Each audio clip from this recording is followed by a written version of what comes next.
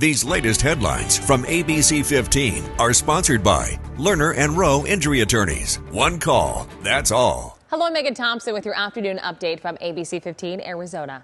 Tonight, a vigil will be held honoring the life of a 38-year-old man, Christopher Reinhardt. He was hit and killed by a driver over the weekend at 23rd Avenue in Northern.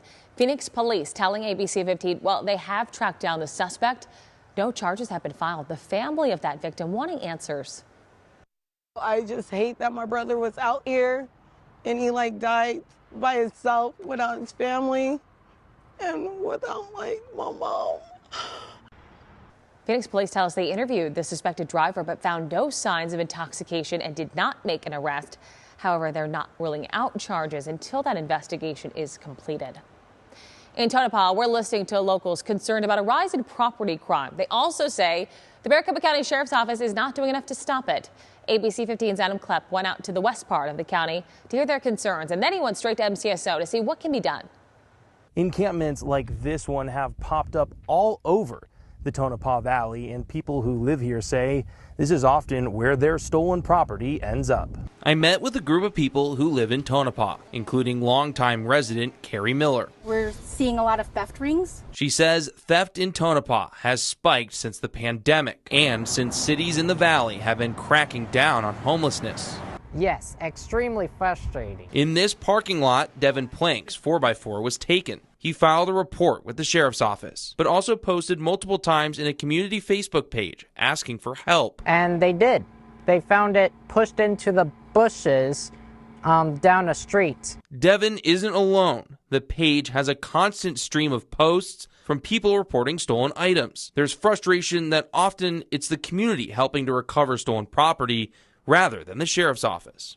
We now need the help of MCSO, and we're not receiving it. At MCSO headquarters, Sergeant Joaquin Enriquez says they're aware of the community's concerns. We have identified some areas, some problematic areas that we believe is responsible for the spike in property crime. But he says investigative work takes time and that MCSO is being stretched thin in rural areas, struggling to keep up with an increase in service calls. Deputies are responding to all these other calls. You know, it's almost like they're tending to one issue and then there's another issue going on. Miller says she hopes something can change before it's too late. I'm really afraid that people are taking things into their own hands and someone's going to get hurt. MCSO says they are too and need the community's cooperation with reporting all crimes to help end the theft spike. We're dedicating extra resources, investigative resources, and deputies to see if we can't rectify this issue. You can provide tips anonymously to MCSO at 876-TIPS. Adam Klepp, ABC15 Arizona. An Arizona man who pled guilty to killing his wife earlier this year will find out his fate today. It is sentencing day for Daniel Patakowski. His wife Kelly went missing in Flagstaff back in June. A short time later, investigators say Daniel admitted to the crime and later led police to where his wife's body was. Daniel agreed to plead guilty to second-degree murder as part of a deal with the Coconino County Attorney's Office. He faces up to 16 years behind bars without the possibility of parole. That sentencing hearing begins at 1:30. You can count on ABC15 to let you know what happens. And a delay for early voters in Pima County. Ballots there are slightly behind schedule because of a printing issue. The Elections Department working with a Phoenix-based company which prints Pima County's ballots to ensure that all voters can vote in the races for which they are eligible.